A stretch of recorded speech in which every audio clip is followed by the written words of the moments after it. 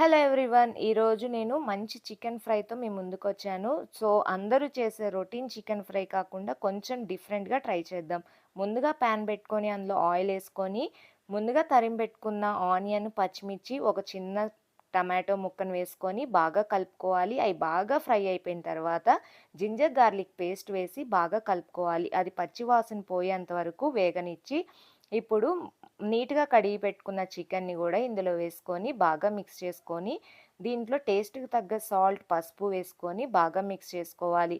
మనం ఇందులోని వాటర్ అంతా ఎగిరిపోయేదాకా మనం వేగనివ్వాలి. అప్పుడు ఆయిల్ ఇలా సెపరేట్ అవ్వంగానే దీంట్లో కారం యాడ్ చేసి ఒకసారి కలుపుకొని, ఇందులో ఇప్పుడు ధనియాల పొడి వేసుకొని, ఇప్పుడు నేను చెప్పే ఈ స్పెషల్ మసాలా వేసుకుంటే దీనికి టేస్ట్ అదిరిపోద్దండి. స్పైసెస్ అయితే సూపర్ ఉంటది.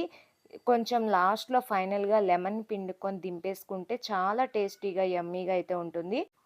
ఇందులో ఫైనల్‌గా సీక్రెట్ మసాలా అయితే వేసుకోవాలి.